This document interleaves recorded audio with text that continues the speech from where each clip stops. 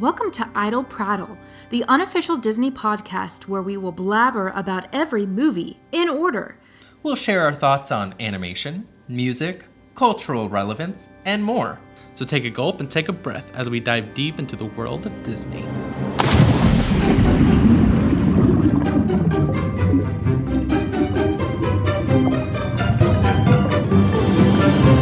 Hey everybody, and welcome back to Idle Prattle. Yeah, another woof woof.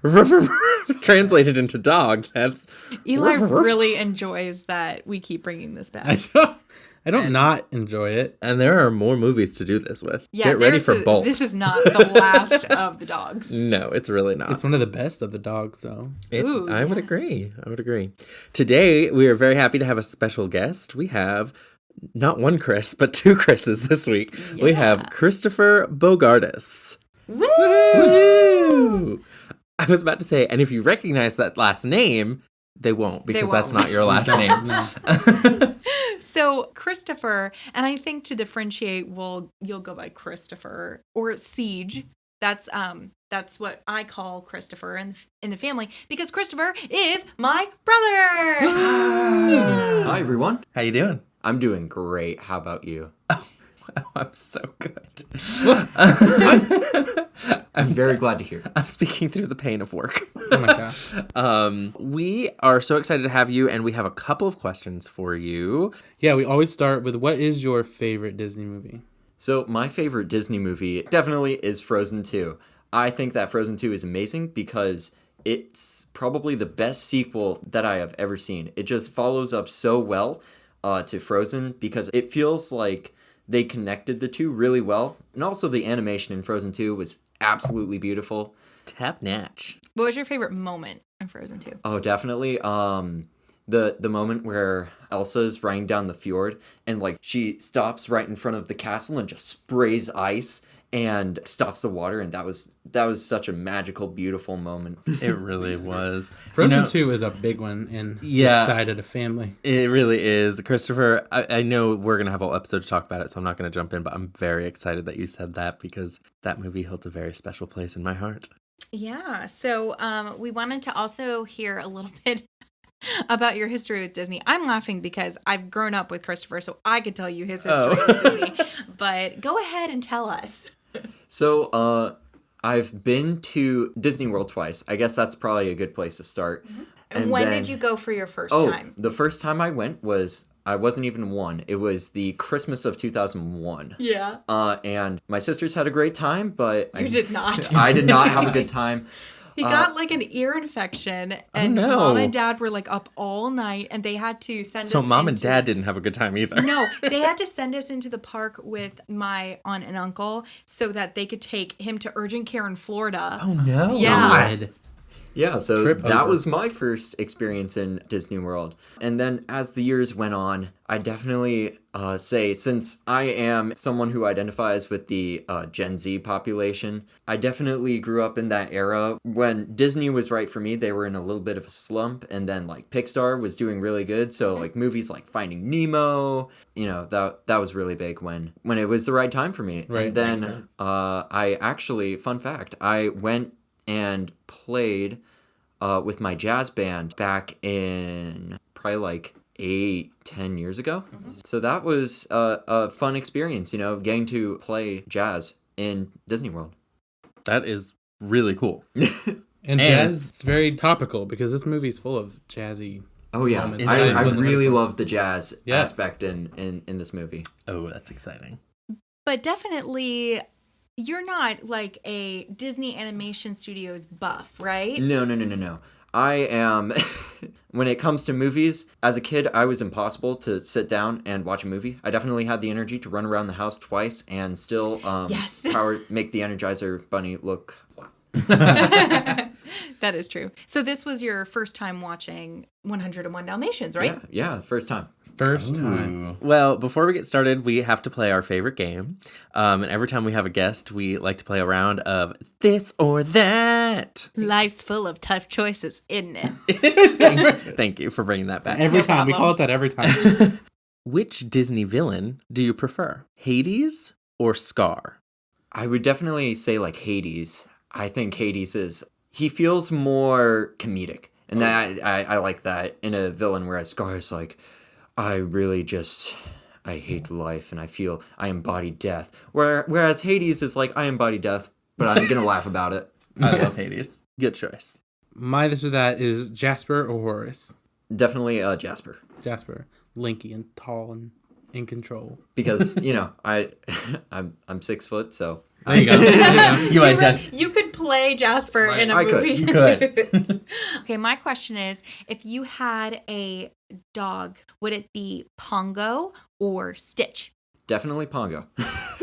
I could not imagine what life with Stitch would be like. You're on my team as far as that goes, because some people love Stitch and they would love to have Stitch as a pet. But for me, I'm like, oh no, I want like, I don't know. Pongo's just such a dog. Stand-up dog. Stitch learns to be. Well, Stitch is not a dog, so it's okay. Yeah, I'm Team Stitch. I love Stitch. I have a very soft spot in my heart. Team. Yeah. We can high five too. Well, I never said I wanted Stitch. I would like a high five, okay, please. fine. Let's dig into 101 Dalmatians. First, I'm going to read off the plot summary. In this Disney animation classic, Dalmatian Pongo is tired of his bachelor dog life. He spies lovely Perdita and maneuvers his master, Roger, into meeting Perdita's owner, Anita. The owners fall in love and marry, keeping Pongo and Perdita together too. After Perdita gives birth to a litter of 15 puppies, Anita's old school friend, Cruella de Vil, wants to buy them all. Roger declines her offer, so Cruella hires the criminal Baden brothers to steal them, so she can have a fur coat. They have a name? And they're brothers? Yes. I didn't know either. that. Well, they say those are the Badens. Like, one of the puppies Oh, like they're a says it. Baden. Yeah. Oh. And I think it's a play on words. It is, because it's intentional. spelled Badun, which is how you would spell it separately if you were like saying, like, oh, that's a biggin or a Baden. I thought it was just a 1950s slang for bad people. Ooh, he's a Baden. Yeah, Also, that's what I thought too. Okay, I think that's they interesting. mean Pongo's pet, Roger. That's what I was like, we don't need to dwell on this plot summary, whoever wrote it, but they definitely set the stage by calling the humans pets. Why did they say the master? That makes no sense. This plot summary gets a 2 out of 5. I could see if somebody had never seen this movie and they just read the plot summary and we said Pongo's pet, Roger, I could see somebody being like, what? But then they watch the movie and they get it. Well, yeah, that's true. You're right. I don't disagree. This does get a 2 out of 5. It does not hold up. All right, so let's go around. Let's talk about our gut reactions. I love it. I was so happy. I was very excited because I grew up in the sweet spot when 101 Dalmatians, the live action, came out. And like there was like this renaissance of Dalmatian stuff everywhere. And all of the products and merchandise was still like cartoony, even though it was a live action movie. And so I grew up with a ton of Dalmatian stuff. And watching this original one, I was just so happy because it didn't disappoint me this time. And I love the style. And I really like the music, the aesthetic, and the story all mixed together. It comes together so well for me. I really have always liked this movie, and it's been a big part of my childhood. When Christopher and I were watching it today, I was quoting it a lot. Yeah. And so I didn't realize how much it was a big part of my childhood. I think that Corella de Vil is one of the best villains of any Disney movie. I think this is one of my favorite pet movies, as I'm classifying that niche group of films. But in the overall scheme, I realized that it actually falls middle of the way. So I'm fond of this movie, but I'm not like crazy in love with it like I was when we watched Sleeping Beauty. I'm going to agree with you, Abigail. This is kind of a middle of the road movie for me. I think I might like it just based on those reactions I've heard so far. I think I might like it less than both of you. There were things that I loved about it, including Cruella and parts of the story that I really liked. And then there were things that I didn't love. I didn't love the animation. We'll get into that later down the line, but that's my gut reaction. Christopher? I have one word for this movie, and it's wholesome. Whenever like I see Pongo just bounding across the wilderness to try and save his puppies, I'm just, go Pongo, go! Yeah. So, yeah, it's such a wholesome movie, and I enjoy it, and it feels relaxing and comforting. Yeah, for sure. Well, let's talk a little bit about the history and how this film was made. This movie is based on a book by the same name, by a similar name, The 101 Dalmatians, which was published in 1956. This story has a very similar plot line to that of the movie, and it was written by Jodie Smith, correct? Dodie Smith. Dodie The Smith. cutest name I've ever heard. It really is. It was published in Women's Day, and there are some stark differences. So one of the differences that I noted was that the two parents, the Pongo, was not married to Perdita. He was married to, or not married, but partners with Mrs. So it was Pongo and Mrs. And they had a litter of 15 puppies. Then they noted, like the humans noted, that Mrs. needed a wet nurse to help feed the 15 puppies. And Would you mind also explaining what a wet nurse is for the people that don't know what a wet nurse is? Like Right. I did. Right. Okay. So I will explain. So essentially they had to find another pregnant mother so that that mother could provide milk to the babies. I didn't know that's what a wet nurse was either. Well, there you go. So The more you know. they found a dog who, like, apparently on a rainy night, they found this dog that was in the street. Her name was Perdita. They brought in a third. They brought in a third dog. Listen, it gets crazier. So they brought in a third dog, and Perdita nurses the children and tells the other dogs of her story about how her puppies were stolen, Oh my gosh. and her mate Prince was also missing. So she had to like go and find them. So Mrs. and Pongo go to investigate all of this. Oh, The wow. Twilight Bark is still a part of the story. Really a lot of things are similar. They go to the Hell Hall. That's where all the puppies are being held. And there is 97 puppies. What? And Prince? No, Oh. no Prince. Okay. What happened to him? So essentially He's dead, a Eli. lot of the story. Oh, and did you guys know that Perdita means lost? No. So that's why Perdita was lost, you know? Or okay. maybe her puppies were lost. I don't know. But at the end of the story, they bring the 97 and the 3 adult puppies. And then Prince comes out of nowhere and he's like, hey, guys, I'm here. And he makes 101 Dalmatians. Right. That is wild. That is so strange. Yeah. As far as how this book was then translated into a Disney feature film, Walt read this book right when it came out and was immediately enchanted by it and got the rights pretty much right away.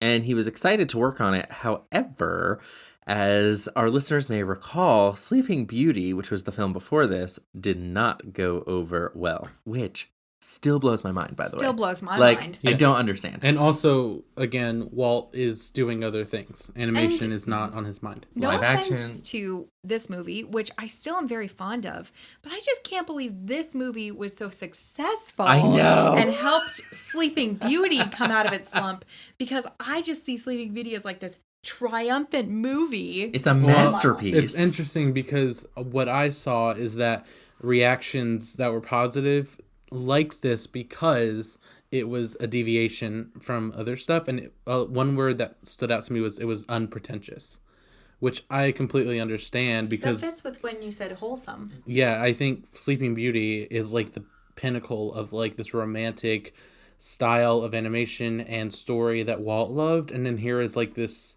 rough and sketchy character story. Well, unfortunately, Sleeping Beauty did not do well, as we know. Right. So at this time, there was actually talk of shutting down the animation department completely. They thought that they would just end with Sleeping Beauty. When did Mary Poppins come out? It came out in 1964. They had to be working It's on so it. interesting because that is the crowning achievement, like Oh, yeah. undeniably the crowning achievement of their live action studio. So I'm surprised that they were like gonna leave the animation behind for live action, which was like not to doing its peak too yet. great yet. Well, I think a lot of it is budgetary reasons because animation was so expensive You're right. and they were not meeting what they needed to, like we said with Sleeping Beauty. Right. So this really was an option for Walt, was completely shutting it down. And then we'll probably get more into this in the animation section, but eventually his animators started to kind of play around with Xerox copying, and they found a way to animate a film at a much cheaper cost. And so at the time, apparently Walt was kind of like, well, what do we have to lose? Just go ahead, play around with it, see what we get. Well, it's just like in Sleeping Beauty, how there was Walt, and then there was a guy that he gave the reins to, and then everyone like worked with him. This movie's no different. Bill Peet took the reins for this movie, and he was like, I'm going to try this Xerox technology, and Walt's like, yeah, do whatever you want. It just sounds like Sleeping Beauty was so exhausting. Yeah. And then when they got to this movie, they were just like, please, can we just do something easier? Yeah. So It was definitely more cost effective. yeah. Unfortunately, it also came at the cost of all of those wonderful ladies that we talked about in the ink and paint department. Because when they started using the Xerox technology, they didn't need the ink and color department anymore. Or they needed coloring, but tons of people were out of the job all of a sudden because they didn't need inkers. And a lot of them were those women that we saw in that room. So, moment of silence. They didn't for need those any women. of them? Moment of silence. I'm just kidding. I'm just still baffled No, that I'm they're sure gone. there was still, well, for the inking, no, because the Xerox does the inking. Like that's Wow, I was didn't for know that. There was still assistants that had to do the coloring and stuff like that, but a ton of people were out of a job because of it. Like the Xerox, because that's part of the cost effectiveness. Okay, moment of silence. Right. Okay, next. That was the shortest. We gotta move on just like they did. So, unfortunately, a lot of people did lose their jobs, but in the grand scheme of things for the Walt Disney Company, this was a major success. Right. So the critical response was outstanding. Eli, you alluded to that earlier. Many people said that this was the best Disney movie since Snow White, which... It's so funny how things change over time. Yes, it's insane to me. I think do not think this compares to Snow White. I think it had the best reviews since Dumbo. Mm-hmm. Yeah, for sure. It had amazing critical reception, and the box office was just as similar. It earned $14 million throughout its first run. Throughout its initial run, it earned $14 million. That is insane. Wow. That's crazy. Absolutely insane to It's me. a good movie. It is. I just didn't know it was that good. Yeah, I agree. Enough to save an entire animation studio. And then, although it was not nominated for any Academy Awards, it did win the BAFTA for Best Animated Feature. I would feel bad if they didn't nominate it. It was like, we made a whole movie about you and It's dogs. It's amazing. It does feel very British. Yeah. It is, It's yeah. very British. Everything about it. So I know we talked a little bit about the origin story already, but I kind of wanted to dig into this plot because I have some thoughts on it, and I just think this story is so good. It's so tight. Yeah. Oh my god, so good. I think this is the most impressed I've been with like how a story comes together. Yeah, it never seemed like there was a missing part. It all seemed like all of the problems were resolved, and nothing seemed out of place. Exactly. You never asked a question of, why did this happen? Yes, that's what I felt. And now, as a kid, the Twilight Bark, I was always like, oh, here's the boring part. But then watching it now, I'm like, this is crucial. And I love that they veer away from Pongo and Perdita, and then it wraps back around. It, like, gave me chills that I was, like, so enthralled with this movie now. And one thing that I love about it is that this is a very animal-heavy movie, but there was not any...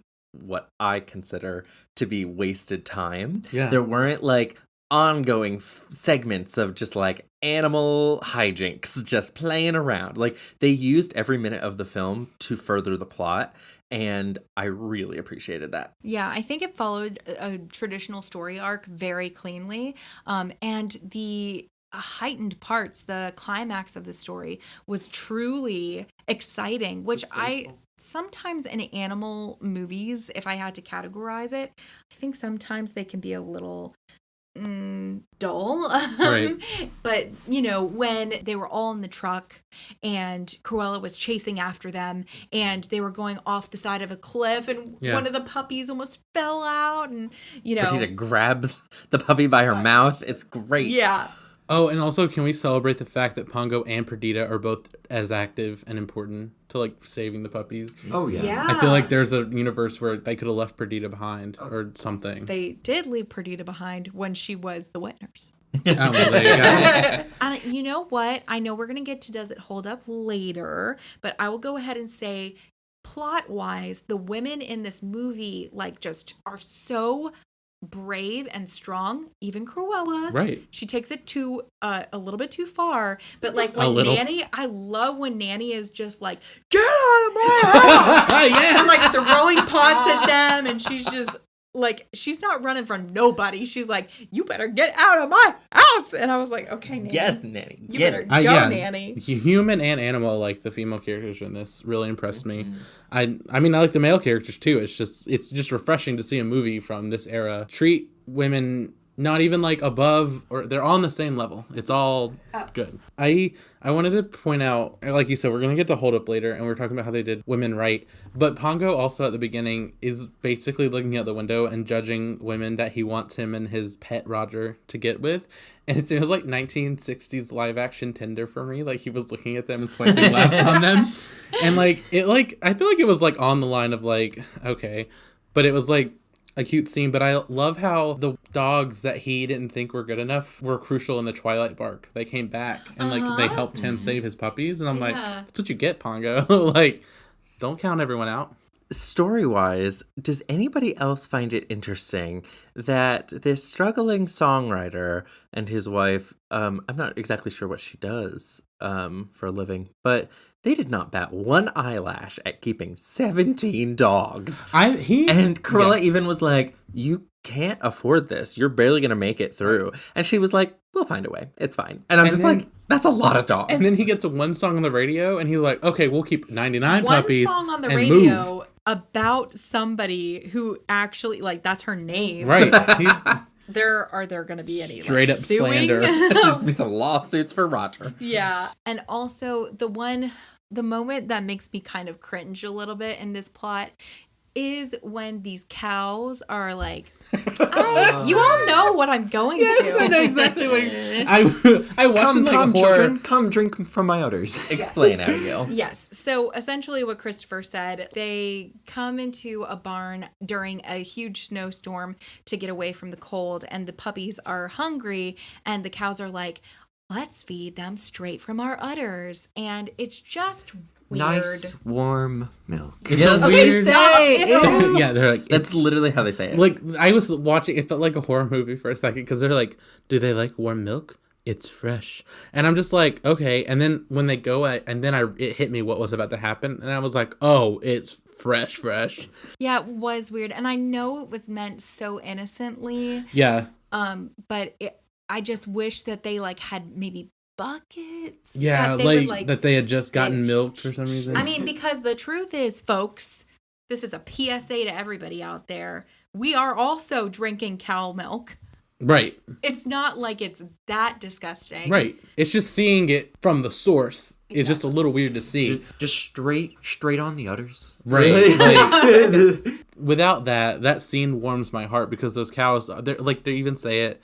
It makes me so happy and like wholesome, like you said. That is such a good word for this movie. Right. Like those cows, and they're like, "Oh, we just wish we could keep them. We just want to help you." And I'm like, "Oh, that's all." Everyone in this movie besides Corella and Jasper and Horace are like so genuine, and they just want to help, and it's so sweet. Yeah. Oh, it's so nice. I just have one more thing, and then we can totally move on. But did you guys like pay attention to the show that Jasper and Horace were watching? Yes. They were guessing what they did. What's my crime? And they bring. But that's such a 60s show. Oh my, exactly. It felt so 60s, and in the commercials were like very 60s, like they were spoofing them. But them watching that show, and then the fact that they recognized one of the contestants who was a criminal, and they're like, hey, that's that guy, we know him, made me laugh so hard. And I feel like if this movie was made today, there would be like an end tag where they have gotten caught for trying to do like catch these puppies, and they're on that show. Like, I just kept thinking also, Christopher, do you want to share the point where you were just laughing really hard? Oh man, I wrote down like, this movie has such good situational irony. Mm-hmm. The thing I laughed at the hardest at the most is Cruella de Vil's car is military grade. Like the way that she just is running up against this truck and it's doing no damage to it. It's like Mad Max style. And then she goes off the cliff and down into a ditch of snow. And all of a sudden she just puts it into gear. and that car is just going up a mountain of snow. And I'm telling you, all these like off-roader guys want that car. I like how also when it finally crashes, she like is just out of it. Like in my mind, I think she rolled out the window and just stood up and was like, "Whoa!"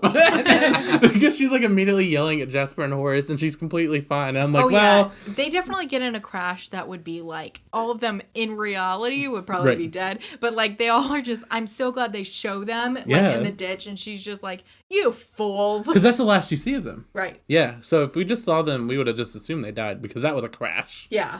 All right, so.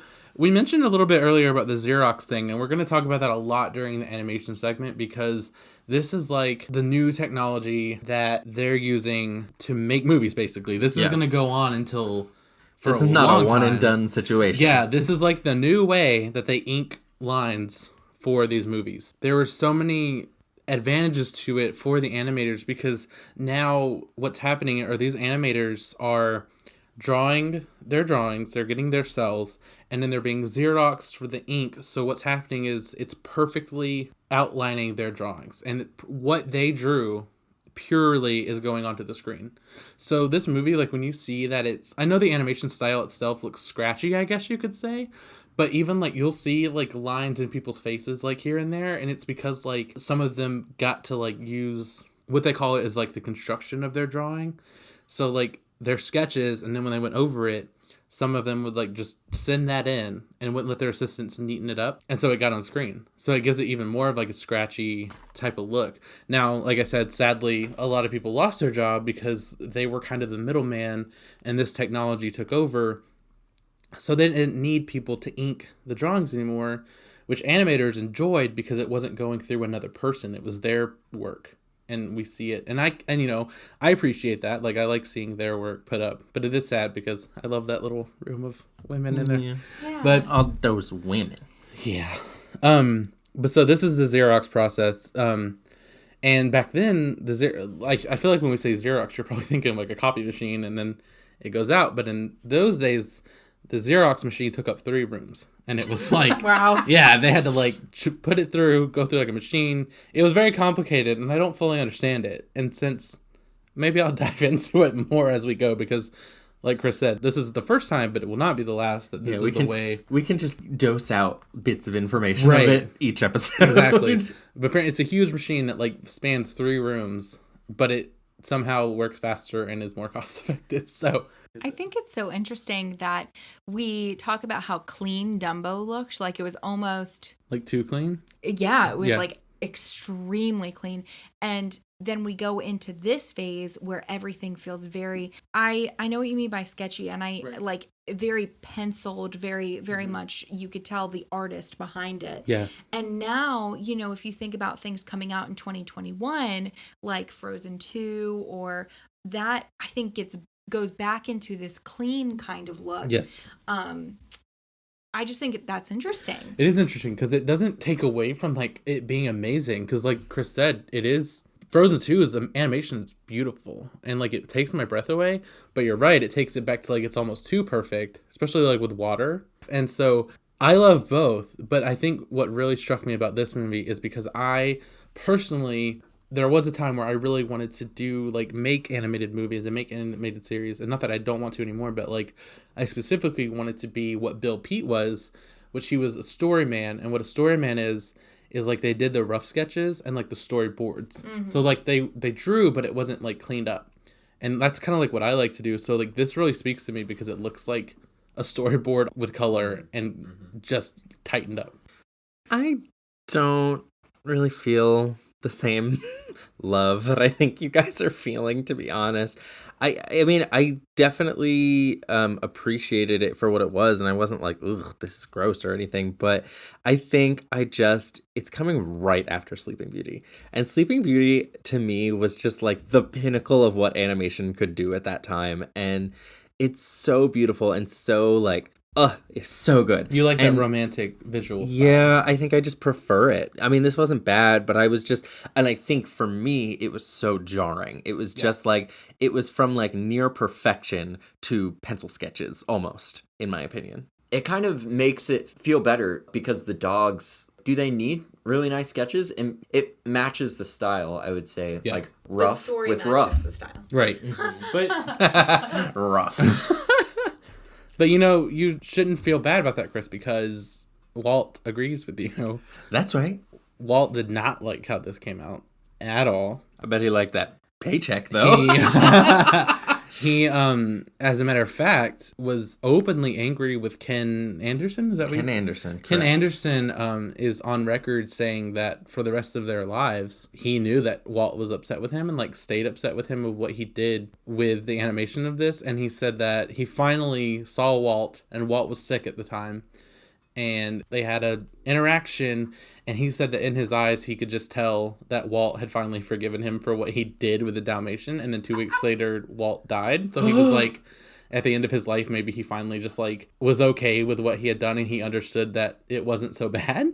But apparently Walt did not. Yeah, he was not okay with. Wasn't that bad, Walt? I know, that's what I'm like. Also, whoa. it made him a ton of money. Right. Like, I mean, I know it's not all about money, but also if somebody was like, did something and I was like, I don't really like that. And then, I mean, I don't think he went around like rampaging about it, but you got to remember too that he's high up on this thing, and now it's Walt is up here, and he has tiers. There's the theme parks and all this stuff, like we've said. And I think he didn't want control of the animation, but then also once it was like a final product, it's still like his baby. So I'm sure he was like, oh, that's not how I envisioned it, but I also handed this off to someone, so now that's how it is. one thing that I did love in the animation was all of the character design. And there are specifics, but to start off, Eli, you kind of mentioned this with the dogs that Pongo is seeing in the very beginning. So as he's looking out the window, looking for a mate for his pet Roger, he's seeing all of these women walk their dogs. And I loved how each owner matched their dog in style. It was such a great detail, and they found really clever ways to make the outfits and the body shapes and the hair all and match, the personality match the dog perfectly. And that's something that even as a kid sticks with you. That visual cue is like you always like. I always remember that from this movie. Right. So also, did you guys happen to think about hand drawing spots on Dalmatians for 101 of them? Oh my gosh, no. Because that's what these people had to do. Maybe they took a pen like Corella de Vil and just splattered. Well, they didn't. That would have been great. But each dog was assigned a number of spots and like where they went. And sadly, I only remember Perdita's. Like, I think she had 69 spots. But each dog was assigned a number of spots, and they had to like track where they were on them. So like they talked about the spots being like the most, so, like they animated spots separately and then put it on the dogs. That's crazy. And stuff like that. I'm like, that's crazy to think about. Like I just can't imagine. I would go nuts, like being an animator back then and like making sure the spots are on the right dog at the right place. Yeah, I would say go ahead and just splatter it and then take the time that you used on these dots to make the background more than one color. Okay, so I also wanted to point out the crash when she is in the ditch, the part that made you laugh so much. When she was in the ditch, did you guys notice the snow and the way that it was animated where it was all moving together? Yeah. Mm-hmm. That was do you know why that was? I'll go through this real quick because it's specifically with the car, the way that the car is animated. It's her car they made from cardboard. And then they outlined every line with black. And then they use that as a model. It's the same as the truck that the puppies get in. Mm-hmm. So what you're seeing when we're watching the movie in her car is a cardboard car, and they're like using it. And then they made like fake snow, and they pulled that car through it. So the reason it looks so strange, like weird and funky, is because you're watching live action turned into animation. I don't know if you noticed, but the quick shot of the puppies all in the drawers in the back of the moving truck or whatever it is, those were also like models. And so you can, if you look closely, you can tell that the way they move, that they're real things that they use and then animated over. That's a great fact. Yeah, it's crazy. It's really interesting. There's to shout out one of the research that I do, the videos that I watch. I thought that it was interesting, specifically speaking about the crash. There was an animation choice that I hadn't seen used so far where they shook the camera itself to show the shaking of the cars crashing. Right, You remember exactly. that? I mean, yeah. Mm-hmm. I thought that was a really interesting choice animation-wise. So another thing that I wanted to talk about animation-wise was this opening credits is one of my top 5 I wrote favorite that too. credits of movies. I'm gonna say It's literally in bold. Love these credits. Yeah, I like- think it's my favorite. It's up there with like Psycho for me. If I wrote down all the credits I love, this would definitely be in the top 5. Are you ready for where Cruella de Vil's horns are on her head? She has Yeah. horns? Yeah, they're in her cheekbones. What do you mean? Like, Really sharp cheekbones. oh, Like, whenever I think of Cruella de Vil, the cheekbones just... Oh, you're I right. can see them. Yeah, They're because like they really do come poking out. out. Like, But I Oof. think that that's part of what makes her seem so villainous. They make a lot of strategic choices in animation to make her villainous. For instance, Roger smokes, but his smoke is not that green. Ooh. And so I feel like her smoke being green was definitely a choice to make her seem more like yucky and yeah, like it's sinister. like gross. So since we're diving into Cruella de Vil, the sole animator for Cruella was an animator named Mark Davis. And he has cited that a lot of the inspiration for Cruella was Betty Davis and Tallulah Bankhead. I totally see love Betty that Davis. name. Yeah, Benny J. I just watched Whatever Happened to Baby Jane, Oh, really? Yeah. and that totally makes sense now. Like I'm like, oh, Yeah. right. So I think that the choice to have such a slender body with this very large fur coat, it makes the fur a very distinct part of her silhouette and her character. I mean, it almost is her silhouette. I like Exactly. forget how thin she is just off the top of my head because I think of Cruella as this kind of bulky, she takes up a lot of space. But she is maybe the thinnest character that Ever. Disney has ever drawn. I mean, she has skin and bones if you look at her. Yep, Like, and she's so loud and dominating, and I think that that's the reason she has this wild hair. right. I love it. Oh, I love it so much. I also loved just everything about Cruella. Like, her character design, I think, extends beyond just her body. Like, her car, how that was drawn. Her room. Gosh, I loved her room. It had, did you guys notice there was, like, a heel in a vase behind her bed? No, I didn't Oh. notice It that. was such a mess. It looked like she just went out and had the wildest night partying and woke up with things like she had stockings thrown over her headboard and a heel in a vase and all sorts of junk everywhere. And it just felt like her she is rich, so she doesn't need to have it together, I guess, but her life is a mess. Right. And I just loved it. It was everything about her life and everything surrounding her fit her character so well. Hot take. I do not find Cruella de Vil to be, like, there's, like, you know, you hate villains for being, like, cruel and mischievous, Right. and they're, like, great characters.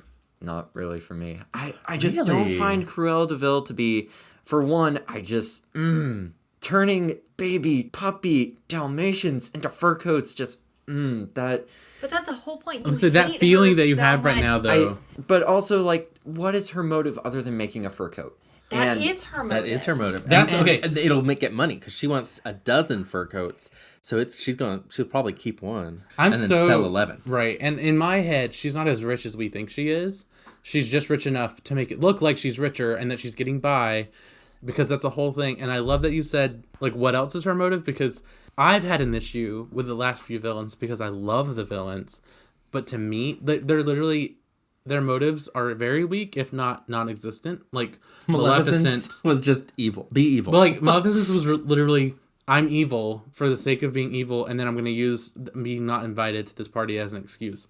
And then like Lady Tremaine was just awful. Like there was no like reason. And in this movie, I'm finally like, I get it. There's more to take from, to me, of her motivation. So it's interesting that you don't like that about her, because for me, I was excited that there finally was. Being so obsessed, where she's like driving, you know, Right. off a cliff, and risking her own feels life. like she's not taking this seriously. Whereas, I don't know, I feel like other villains just have very well thought through plots. Where like Right. Cruella de Vil is, you know, taking the puppies to her mansion, you know, I and it's totally agree with you, Christopher, like- in that aspect. Yeah. I feel like she doesn't have a plan fully thought out, but I think that's part of her character. I think that's intentional. I think she's so obsessive and obsessed with getting her hands on these puppies that kind of her sense of logic starts going out the window. She's like, just like get the puppies, just take them to my mansion and kill them all. We'll figure it out. She's like a dog herself chasing a car. And once she gets the car, what are you going to do with it? What's she going to do? She got the puppies. And I definitely think, part of her strong character design and her character, the animation is super important to it, but the voice acting is just so superb. Did anybody else just love her voice? Oh, yeah, of course. Christopher just pointed at Abigail. I did. I'm obsessed with it. Did you not like her voice? Like I said, I didn't pay much attention because I just didn't like her character. I would say you just did not connect at all. No. So I really connected with people like Roger and just the other dogs in the film. So and I figured, you guys are into the villains of the story, so I figured you guys would, Yeah, we can take it. We can take it from you. You got this. Well, the voice actress for Cruella was Betty Lou Gerson, who was just a famous actress back in the day. Does anybody know when else we have seen her? No. Or I should say, when else we have heard her? I assumed that this was the first time. I thought this was the only time. This is the second animated Disney movie. That she's in? Mm-hmm. Was she in the last one? No. Oh, then I don't know. She is the narrator of Cinderella. Oh, interesting. I forgot. Why wasn't the fairy godmother the narrator of that movie? Good question. We can Anyway. address that on the mailbag. She sounds so different. She sounds so different. We just watched Cinderella, and so I still have that voice in my mind. She sounds so different. She also has an uncredited role in Mary Poppins. I saw it. Yeah, but then, that's pretty much it. Mm-hmm. Yeah. And it's amazing her voice work was so good in this movie, and they were like, we're good as far as main characters. Right. go. I kind of enjoyed that this is like her main thing. So that makes her so very good. distinct, Cruella. Some other voice actors in the film, there was Rod Taylor as Pongo, Kate Bauer as Perdita, Ben Wright as Roger, and Lisa Davis as Anita. But two others I want to point out real quick. The voice of Captain the Horse was Thurl Ravencroft, who has appeared multiple times in Disney movies. And then the voice of Rover was Barbara Luddy, who was Merryweather and Lady. Nice. Yeah. So she's just getting Rover. Oh, it was one of the Dalmatians. Oh, it was one of the puppies. So she's making a good career out of voicing dogs. Obviously, For she Disney. is skilled at voice work. Yeah. So we have some stellar voice work in this movie, and we also have some great music. Now, this is not a musical, but I do think that we should give a shout out to the score because it was, I think, fantastic. And it's really shown off by that opening credits scene. Yeah, for sure. And we had a few songs. This movie does have a very famous song in it. It's so interesting. It has one of the most famous Disney songs, I think. Mm-hmm. Like, I don't really have a memory of watching this movie, but this song was on like 5 different Disney CDs I had as a kid. How strange is it that this movie is about a songwriter and we only get 2 songs that are like legit? We get like one song and And a jingle. yes, that's true. But I think that song is so great. Yes. And of course, we're talking about Cruella de Vil. Yes. Yeah. The song. I really like that we hear it on different instruments as well, which I think helps. I do think the fact that he plays it on the piano and on the trombone, The trumpet. yeah, that we hear it in a lot of different ways helps show us that he's a musician. It also helps it not feel as repetitive as it was. Like, we heard that tune so many times within a short amount of time, but I never was like, all right, let's stop it. Like, because it kept switching it up. Oh yeah, in jazz, you get this lick sometimes, and you gotta come up with different ways to change it up, and to use different instruments is a fantastic way of keeping it interesting. Yeah, and this music was heavily featuring jazz music, right? Oh yeah. Christopher, do you think this movie is like a good example or review of jazz music? Not in a total sense. Right. There's blues, and you've got your jazz fusions, and just like soul. all these different forms of jazz. I would say maybe big band style. Mm-hmm. I mean, I like the jazz. Right. But it was like a good representation of that part of jazz. It exemplifies the time period it was in very well. And I think this is the most modern score for any movie that we've had so far because it is a modern I would say movie. I think the story is the most modern that we've had so far. The music was composed and written by Mel Levin. It was written by Roger. That's true. Pet Roger. Who, although did not do any other Disney animation, he did work on Babes in Toyland. So as far as songs go, I listen to the opening song, like the one on the credits, like it is a song from any of the Disney movies, because I think it just has so much character to it. But a while ago, I discovered this nonsense version of Cruella de Vil, and that's a really fun one. It's not even in the movie, but it was made for the movie. It's like on the original soundtrack. Oh, right. It's like, you are mean through and through. Everybody says phooey on you, or something like that. It's cute. Yeah, because in the behind the scenes, there's like another version of Corella de Vil as well, and it's like obviously not as good because I would have used it. But yeah, there's probably some like cut stuff that we just didn't get. Okay, I want to ask you, Chris, about Dalmatian Plantation real quick, because on and off recording, I feel like you did not like it. You keep like making comments about how it's not even a song.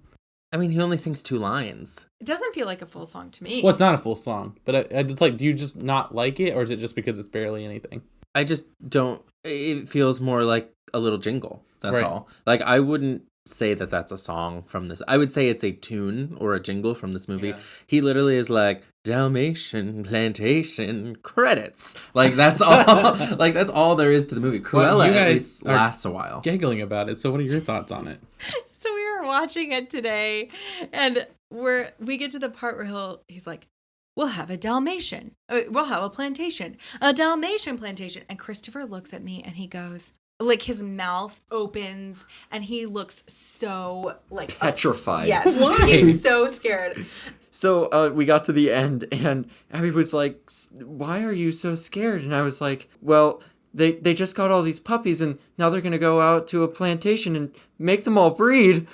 And then I realized, what does plantation mean? And I was like, a large plot of land, where the puppies can roam free. And he was like, oh, I was thinking of a puppy mill. And I was like, oh my gosh, no. You're like, this movie just took a turn. We're going to have a lot to talk about in the hold-up section. The sequel, 1001 Dalmatians. Basically, it's just like a big plot, like a big area of land with a big house. Like in the 1996 remake, they literally go live on a farm. But just like the word plantation, maybe they could have used... Well, the word plantation does have some negative connotations. Yeah, because... that's what I was thinking. Because, like, as someone who grew up in the South in America, plantation is definitely you associate that with slavery. Exactly. Yeah. So it kind of, Dalmatian plantation, we're gonna make some puppies. Dalmatian station. What a sensation. That would have been so much better. Dalmatian nation. Oh, I love that. Okay. We've been talking about Corella, and I have this is my extra part before we get to the parks, because I have told you guys about the Serena Valentino series, the Villain series. Mm-hmm. The most recent one as of right now is a Corella one, and it's called Evil Thing.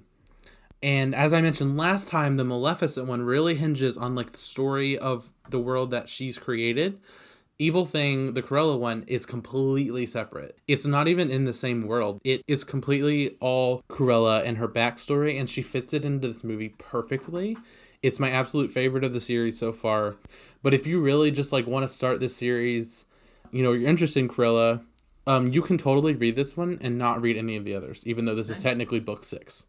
You've been talking about this series. Hasn't been the first time, but who is this series geared towards? Like, what age range? It's definitely young adult. Like, if you go to the bookstore, it's the young adult section. They're very short. They're easy to read. It doesn't get too deep. Like, it's not, it's not 500 pages character read on Cruella de Vil. But, I mean, I enjoy them. I think every book is meant for everyone. Like, I think you can be an adult and read even a kid's book and be happy. I meant, like, what section is it? But, yeah, like, it's geared toward young adult. This really dives into Anita and Corella's relationship. This book gives Perdita's origin story, and Perdita is actually Corella's dog in this story, which sounds a little crazy, but they make it make complete sense in the book. I would really this is probably the one I recommend the most out of everything I've done so far. It's my favorite Disney spin-off. And Corella is not my favorite villain by any means, but this was just so good. This was a young adult version of Wicked that worked so well. Just real quick, if you love Cruella, the board game Villainous is great in that the most recent expansion gives you the ability to play as Cruella de Vil, which is really great. That character is also featured on the ABC show Once Upon a Time and is an amazing villain in that show. And then real quick, in the Kingdom Hearts series, it's one of my favorite aspects of the entire game is that throughout the game, in every single level that you go on, there are hidden puppies that have been scattered. And so it's kind of a side goal that you have to collect all 99 puppies and return them to Perdita and Pongo. The first time I played Kingdom Hearts, that's all I cared about. Oh, yeah. It's my favorite thing. Yeah, because you go back, as you collect them, you go back to your base, I guess you could say. And there's a London flat that you walk through, and every time you collect puppies, they go there. Mm-hmm. So you literally see your progress because puppies are in the house now. I love it so much. It's so cute. That's so fun. And also, if you just want more 101 Dalmatians, there is a sequel to this movie, a direct video. It's 101 Dalmatians 2, Patch's London Adventure. We've talked so many times about the 1996 remake with Glenn Close. I love that movie. I hope we cover that one really soon. There's a sequel to that movie called 102 Dalmatians. I also like that one, but it's not as good. And then there is an animated series in 1996 that was spun off directly from the movie, and it's about them living on the plantation / station / whatever we're going to call it. And it involves the internet a lot. The puppies use the computer. It's awful. They use it a lot. And the thing is because it is live action? No, it's animated, but it comes from the story of the 1996 remake, in which he's not a songwriter in this one. Roger is a video game designer, and he makes a video game about the Dalmatians, and that's how he makes all his money. My heart. It's really weird. I'm speaking just to the live action remake. Mm-hmm. It's probably one of my favorites, if not my favorite live action remake. It's for right now. It's my number one favorite live action remake on my list. Glenn Close is just the perfect Corella. Speaking of an upcoming movie that we're all very excited about, Disney just released information that Emma Stone is going to play Corella de Vil in a movie called Cruella, which is upcoming. I'm so excited. It's supposed to be coming out this year in 2021. It's been ready, I think, and then the pandemic kind of slowed it down. Mm. And then so they finally released more pictures of her, I think, recently. And so, yeah, I'm really excited about that. So we'll report a little bit on that when it comes out. Right. But should be fun. Okay, so parks news. Here's the thing, folks. 101 Dalmatians is not really in the parks very much. I could talk about how they are featured at the All-Stars Movie Resort. There are some very large Pongo and Perdita statues. And I could probably talk about how Cruella is at the Villains Nights where you can meet her. But I want to play a little game with you guys. So I'm going to start doing this a little bit more when we get to movies that are really not in the parks. Okay. The game is, I want you to become an Imagineer with me. And audience, you can do this as well. For those who don't know, Imagineers are the people who create and construct the ideas and the rides, the attractions at Disney World. So I want for you to think of a ride or a place to eat or a meet and greet experience based on this movie. I was actually thinking while watching the movie of one before I even knew you were going to ask this question. For our audience, we really had no idea that she was going to ask this, so this is pretty cool. I think that there should be a car chase ride, Cruella's car chase, and you're the puppies and you're watching Cruella behind you or something. Right. Maybe it's a backwards ride and you were riding the roller coaster is taking you backwards. Yeah, because you're in the dogs. Exactly. And then there's another car a couple feet behind you riding behind you. Awesome. That's Cruella, with an animatronic Cruella, kind of going side to side. Oh, that's my idea. You bring the puppies in the backwards. That's what got me because I was like, it's copyrighted good. Disney. If you want it, pay up. I wish I could not do a ride since you just did one and do a meet and greet, but I just can't. Yours is so much more exciting, but mine's going to be a ride. I'm going to go like classic dark ride through Hell Hall. Like build a Hell Hall and you go through it. And then it's like a dark ride, but with today's technology, so that there'll be like some legit good like puppies that are like animatronics running like beside you and stuff, and then maybe the cars look like her car, and it's Hell Hall, but you could get outside and do the chase scene and stuff like that. I think that a dark ride with this would be nice, like, and it would be pretty easy. So Totally. kind of a toned down version of what you're talking about. Siege? Yeah, I definitely agree with you, Eli, on the dark ride idea. I feel like it, specifically in this movie, a lot of it's very dark, and so a dark ride would match the tone of the movie. I kind of agree with you. I haven't really fleshed out the idea of what would happen in the dark ride, but I think a dark ride would be, and Chris, your idea is, I really like it. I know, like, if we can make the dark ride more like exciting, it's like if we put the Seven Dwarfs Mine Train and a dark ride together and it be 101 Dalmatians, I think it would be legit. That would be great. Yeah. I would pay to get in line for that. For real. Yeah. Okay, Abigail, so what my about you? totally original idea is I think Animal Kingdom really focuses on exotic animals, but I think there should be a whole section devoted to pets or domestic animals. Yeah. I think that there should be like this cuddle zone where they have 15 Dalmatian puppies, that would cycle through, and it would just be like a place where you could like play with puppies just like you do at a pet store. Yeah. Jordan says that there would be a lot of liability concerns. I would say it sounds like... But I don't care. It's okay. We're spitballing here. We're imagineering. I would just want to lie on the floor and just have 15 puppies. And if it wasn't such a liability issue, that's like the photo op that everybody would want. Oh my gosh. Oh, yeah. Everybody just would want that sit on one. the floor and these puppies, like, just, I Play don't know, with put you. Yeah. peanut butter on your 15 fingers. Dalmatians on you? Right. Yeah. No. I love it. But honestly, I do think that Animal Kingdom could really do with a place that's based on all of these pet movies. Totally. And have, like, the live models of these pets. And even though Dalmatians are apparently like a really mean breed of dog. Oh no! Thanks for those ideas. If you want a restaurant, they could have a milk bar. Or a fur coat and emporium. Oh no! No. I think this is pretty anti-fur. I completely agree. And I'm okay with that. No, I feel As a vegetarian, I'm okay with that. Thank you for that game. I wish we had come up with that game. I'm gonna go back and like make up the last. Believe me, when we get to like Black Cauldron, we have to because like it's not in the parks at all. That's so funny. It never equates that something that holds up really well is in the parks. It seems like the ones that hold up the most are like the most absent from Right, they really are. But anyway, transitioning into our does it hold up?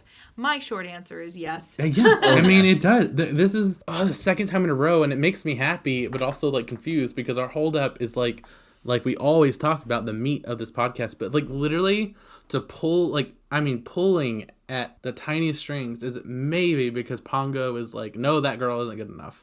But honestly, that's something you would see today. I mean, it's just Tinder for dogs.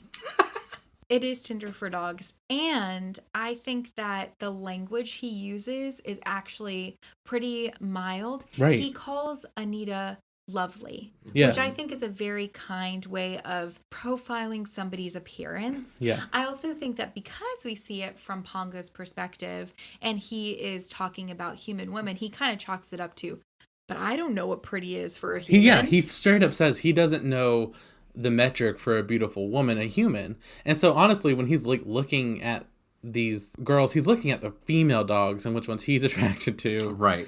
And then equating the female human with him. And maybe we're just seeing Pongo's point of view. And maybe these women don't look like their dogs. He's just like seeing dog eyes.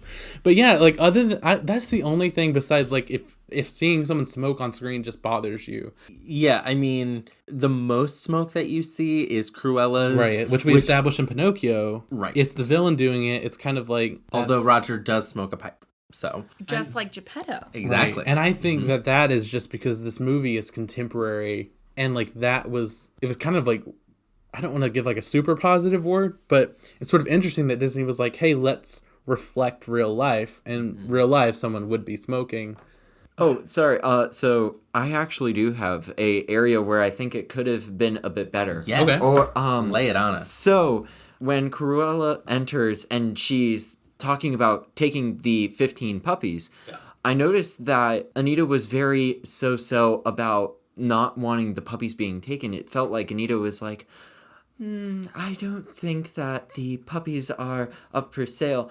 And it took Roger getting up and being kind of a stick to Cruella to say, no, these puppies are not for sale.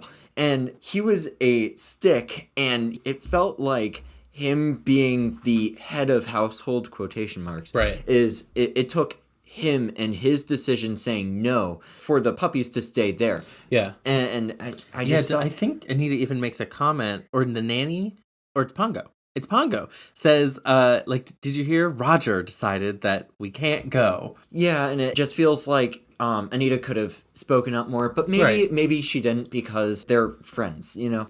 To me, it seems like Roger, for Anita's sake, does not stand up to Corella like he wants to. And then that was like, no, this is what we're doing. So I see what you're saying, because he kind of like overpowers Anita, and Anita could have done it herself. But I think the rest of the movie, they're such like partners that part isn't overbearing. But I totally see where you're going with that. Yeah. But otherwise, I really enjoyed how Pongo, when the puppies are going back to London, I like how Perdita takes the lead, and she's leading the dogs. Isn't that great? This movie had some serious impressions on me when I was a child. When they are fighting off Horace and Jasper, it's completely 50-50. One takes Horace and one takes Jasper. Yep. And I love how that positive side of like a motherly instinct of protecting really makes them equals. And I think you're exactly right, Christopher. The fact that she leads all of them and he follows is such a powerful symbol of working together. They're both such devoted parents, which I love. Both of them. They're such partners. They immediately, there's no question, like, Pongo's like, no, you stay here or anything. They're both like, we'll leave right now and go get our puppies. And they go together, and it's great. That scene really stuck with me. So, And speaking of these female characters, I always like to check in. This movie definitely passes the Bechdel test. There is Anita, there's Nanny, there is Cruella, all of which speak at some point to one another, not about a man. And then as far as Perdita speaks to the female cows, but also, although she doesn't have as much dialogue with female characters, she has a lot of agency and is a very strong female character. I feel like it would have been a very bad message if Cruella de Vil was an assertive, outspoken woman and all the other women were passive. And Exactly. But the thing is, you have Nanny, who is very MVP. I know, I love Nanny. And you have Perdita, who's very outspoken. The women in this movie stand up for themselves. They're very independent. So I think that that's not the message that's being sent about Cruella. I think she just takes a little bit, she gets kind of obsessive about I think that is the word to describe Cruella. I think she is unhealthily obsessive. I think that's what it is. And because of that, she, logic goes out the window. She's a few screws loose kind of situation. I also think that this film is something that would be appreciated by animal rights activists. I think the person that is trying to murder these puppies is extremely villainized. The moral, I think, of the story is that every life matters. Even specifically, one moment that caught my attention was when there's a stillborn puppy, which, by the way, surprised me. And since we are talking about holding up, I was almost like, oh, does this hold up for a child? I don't know, thoughts. But even in that moment, I think Roger easily could have been like, how sad. Well, you have 14 puppies. You know what I mean? But Roger was like, you know what? I'm going to try to revive this puppy. And then he does. And they treat all of these animal lives with such reverence and such respect. And I just think that's a really great kind of takeaway. I think the only thing is that maybe when we get to the end and what we've seen of Roger and Anita, and they do have one nanny, But is it responsible of them to really take on 101 animals and be able to take care of them correctly? I assumed that he made a lot of money because Right. his song was on the radio and it changes their Let's be financial positive status. and say that they are fine and they're able to take care of their puppies. Great. Another different approach to social norm was when Anita and Roger got married. It was not in a white dress with everybody there. It was a very low-key event. And it was an interesting approach that gave us a different way of viewing a wedding. Do you want to hear a fun fact? There originally is a scene where Pongo and Perdita exchange vows at the same time, but then it was cut out of fear that certain religious groups would take offense that it was a mockery of like a wedding, wedding vow. Because it Isn't was that animals interesting? doing it? Yeah. I mean, Seems strange. I obviously cannot speak for multiple religious groups, but in my personal opinion, I think that would have been a sweet little thing to see these dogs exchanging vows of their own, especially since I don't view marriage as like solely has to be religious no matter what. Yeah, you also have to realize that these dogs are being very personified, and I don't see them as dogs. I see them as characters, and kind of they have a soul of a person. So I wouldn't take offense to that. I kind of would have preferred it. Me too. Because you don't hear Perdita speak until after they're married. I said the same thing. Yeah. Like, him and Perdita don't speak I wrote, to it's each been other. 12 minutes and she hasn't spoken. Yeah. I mean, it's fine because after that, she's got plenty to do and plenty to say. But it's just weird because they don't talk in the park. It's really Roger and Anita, and then they don't talk at the wedding. And then, I mean, they've talked obviously before, but you don't see it until after. You have a thing with timing. Oh, I really love timing things. Because I find it very... He always is like, it's been 4 minutes. I timed it, and there was an hour of this. And Whenever 5 Eli and seconds of I that. watch something together, I hold the remote and He then really I pause does. it. Like with Cinderella, I was like, when the He was heck ready. is this fairy godmother going to show up? And so as soon as she showed up, I like looked at the timestamp, and then as soon as she was gone, I looked at Yeah, that there's a whole timestamp. lot of like putting the time up there and then writing something furiously and then watching the movie again. That's so funny. Yeah, so on a scale of 1 to 10, how much do you think this movie holds up? I think maybe a 10. I'm at a 10. And just for cuteness sake, I'll say 9.9 in honor of the puppies, 99 puppies. Or I'll do 10.1 for 101. It's one of the highest for sure. I would say 9.5 just because there's just There's that something, yeah. little thing at the beginning of watching women and Right. kind of selecting them as mates. Sure, Yes. that's totally just like valid. a little. That would definitely give it a 9.5. Like 9.5. I'm with you. There you go. A 9.7 for the 97 puppies that were in the original one. For role model's sake, 10 out of 10. Right. But I would say maybe like lesson learning, it doesn't really open itself to that kind of aspect, in my opinion. But that's my opinion. I like it. So, who was your favorite character? Chris. Corella de Vil. I'm not messing it up this time, Eli. Well, you were wrong again. Sorry. Anyway, last time I totally forgot Maleficent somehow. No, Cruella de Vil is my favorite character. I think she's awful and not somebody that you should look up to. No. But I find her very entertaining, Exactly. especially the scene in her bed with those curlers and that high heel and the vase. Obsessed. I'm not gonna. You like? Mine hands down is Sergeant Tibbs, the cat. I don't know how I keep liking cats in these movies because I'm not a cat person, guys. I know I love Figaro, and then I know there's another cat that I really liked. I think I like Dinah, and then in this movie, I just love Sergeant Tibbs. I love how he just goes and he helps him and he saves it. We didn't even talk about him. I don't know how I didn't bring him up. I think he is so. I can't even. He was a close second for me, honestly. He was so good. I loved him. him. He was willing. He was ready to lay down his little cat life, at least one of them, for those puppies. Like, he was still holding them when Jasper and Horace were about to just smash it. Oh, I loved him so much. I can't, he was great. I could go on and on about him, so I'm glad I didn't bring him up earlier. I would pick Nanny overall. Nanny's great. I just love her. She's great.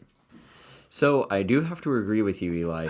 Like, I wrote down Tibbs, and Yes. he puts his life on the line. He is the one that gets the job started. Yeah. And, he's loyal. Like, he's a great character. He is, yeah. Yeah, he is. He's crucial to those puppies being saved. The character that I just loved whenever I saw on screen was Roger. Right. I feel like Roger just appreciates music in all its forms. I really appreciate someone who loves jazz. And also, he's just kind of a friendly guy that you would love to get to know better. Guys, you should have seen when Nanny she gets, like, she's pulling on the door, and then she gets knocked back for some reason, and she destroys the stand-up bass. Christopher was like, no. That poor bass. I play bass guitar in jazz band, and I know those double basses. Expensive. So, what was Roger more upset about when he got home? The missing 15 puppies or the broken bass? Definitely the 15 missing puppies, but I know if he went up there and saw that broken bass, he would have been heartbroken. I personally did not even see a poor unfortunate soul. Do you guys have one? Maybe my poor unfortunate soul might be Nanny. I mean, she's doing her best. She's like, you can't come in here without Mr. and Mrs. home, and then they just like lock her in that room and steal all the puppies, and then she feels so responsible, but she did her best. So true. I freaking love dogs. I'm like crazy about them. But I was working at home the other day, and one of my neighbor's dogs was like, woof, woof, woof, woof, woof. Wait for it. Woof, woof, woof, woof. 30 minutes later, woof, woof. I was like, it's so mad. And so that's why I think the poor unfortunate soul is this dude who's probably just has a really big morning the next morning. He's just trying to get to sleep, and he's like, will you be quiet? All of Twilight London Park. at the end of the movie. Yeah, when all the lights turn on. It's all those people. Those are the poor next-door unfortunate neighbors souls. Oh my gosh. Everyone. All the people turning the lights Anita on. and Roger, especially the next. Can you The imagine entire having city of London. No, guys. I totally know who it is. I take all of that back. That poor truck driver has no idea what's going on. Oh, right. And somebody's You're trying to so run him right. off the road. You're That's so it. right. That's 1,000% it. You're absolutely right, because you got me with Nanny when you said she has to take care of all those puppies, because it's like but an she's unseen. fine at the end. Right, she is But fine. you're right. It's that truck driver. The truck driver, Hands that's down. it. That's it for me. Brilliant, That truck Abigail. driver was like, he had a bad day that day, and you don't even know why. Also, that truck driver had to go into the back of though, and at least 50 of the 100 puppies had to poop. They piddled. They did something in them There little drawers. was no piddle pad. Somebody messed their drawers. Oh, yeah, that boy. truck driver. That's. Also, because we're speaking about this truck driver, I cannot imagine you would not be able to tell that The weight. 101 puppies. like just Why is this truck taking Well, so that's long weird. to get going? What are those? I believe that he didn't know they were there, but like the weight Yeah. of Like, you all didn't of feel the those weight puppies. In every episode, we pick your favorite thing of a bunch of things. like the What I clocks. was- Right. That's what I was planning for. Yeah. Okay, so the question is, I really think hard over this. Yes. The question is, who was your favorite Twilight Barker? Okay, mine is... I don't know if she has a name. She is a dog that appears at the beginning of the film with her owner who wears glasses and has brown triangular hair. Mm-hmm. And she like is on one end of the house and then runs through the other end of the house and like comes out through a window. And her owner is painting. Right? Yes, exactly. She's That one is of the my- not good enough girls. She's one of the Tinder girls. Yes, that is my favorite Twilight Barker. My favorite Twilight Barker is that Great Dane, because he looks like Scooby-Doo, and I love him. You even said, "Hey, I did- Scooby-Doo." I said, it's Scooby-Doo! And I was just like, I was done. That was it. He was my favorite. Love it. Am I allowed to pick the little like Yorkshire Terrier that goes, Mm-hmm. What is it? What is it, Daddy? Yes. What is it, Daddy? Oh my So, question: why can't that Yorkshire Terrier understand a single bark? Come on, just like listen as well. You can do this too. You can learn too. I like how you told us it has to be a Barker, and you said, can I pick one that didn't bark? Technically, that little Yorkshire Terrier has it within him to bark. Okay, but he didn't bark. Okay, and I had a backup just in case you said nay. You knew I would say nay. The one that I am convinced is Jacques. Oh, it absolutely is. It is Jacques. It is Jacques. It actually is Jacques. But we need to poor talk about that. unfortunate Jacques. Yes. Because he's like in the street. Also, why did he move to London? Jacques. Why does like what are you doing, Jacques? Like, No. Can we create a fan fiction for why Jacques Jacques' is London trip. Okay. London journey. So since you're talking about this, well, Wait, should we let Christopher tell us finish yours, first? and then I'm going to come back to that. Eli, totally, once again, agree on the Great Dane, right? That Great Dane is great guy. Yeah. He's just cool. He's great in his name. I know, I'm a Gen Z kid and didn't watch Scooby-Doo. Wait, is Scooby-Doo really? Scooby-Doo was not a millennial thing, Okay, you're though. losing me now. You're losing me. But like, yeah, that Great Dane is, anything before him is just millennial. I know. We He's own like, it because all. I'm Gen Z, I didn't do this, and we're all like, Well, honestly, we are not, that was not our Scooby-Doo has generation. panned all generations, just to let you know. but his super, like, bassy, woof. Yeah. Yeah, that was nice. I liked him. Okay, so I'm just going to rewind back to what you said about Jacques, because that is definitely Jacques, like 100%, it's confirmed. They even used animation from Lady and the Tramp on him. Did you notice any more? Sarge, what's this? The bulldog. Not- Once we see Jock, we cut to a pet shop. Peg and the bulldog are in there, and then we cut to an alley, and there's a dog sitting up here. That's Tramp, and then a couple more dogs gather, and Lady is right there. Also, there, like, I have in my notes that the Twilight bark is mentioned in Lady and the Tramp. Really? Yeah, but I didn't have a chance to figure out, like, why I wrote that in my notes. We'll check that out in Mailbag. Okay. All right. Well, before we sign off, it's time to discuss our overall ranking. So, I guess I'll start us off. My rating for 101 Dalmatians, so I haven't seen all the Disney movies, so I can't really give it a ranking compared to all the different Disney movies. But my rating, I put it as a 3 out of 5. Yes, I would want to watch it again, but it's not anything special, and that's honestly right where I put it. Nice. I gave this movie a solid 4, and I honestly wanted to give it more than that, but I just couldn't because every princess movie is at a 4 for me, and I'm not going to put this above one of them. So I'm putting it at a 4, and it's up there in the top 4, right below Sleeping Beauty. I think it beats Snow White. Right now I'm at Cinderella, Sleeping Beauty, and 101 Dalmatians. I gave this movie a 3-star out of 5. I thought about maybe giving it 3.5. I was kind of on the fence about it. It's on the high end of the 3 stars, I will say. Oh, I right. definitely enjoy it. And as of now, out of the 17 movies that we have watched, it is rated as number 5. Okay. I am almost exactly the same as Chris. Oh, I yeah. gave it 3.5, and it is number 5 out of 17.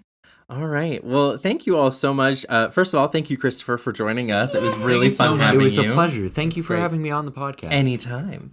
And then for our listeners, thank you so much for listening. As always, please follow along. Give us your feedback. You can reach out to us on Instagram, Facebook. Just search for Idle Prattle Podcast. And you can always email us at idleprattle.podcast@gmail.com. And if you're feeling the love, go ahead and check us out on Apple Podcasts and leave a review, 5 stars, please. And just tell us what you think. We've gotten a few since we've been asking, so, Yes. drop a couple more. Join the party. Join the party. Get into peer pressure. Become 101 reviews. I liked what another podcast said. They were like, give us a good review. And if you have a bad review, you can email Right. us. Email the bad, review the good. Join us next week for one of my personal favorite Disney movies. We're going to do The Sword in the Stone. Ooh. I'm so excited. Like, I'm getting chills right now just talking about it. I swear to God, if I watch this movie and it's not as good as I remember in my head, I'm going to cry.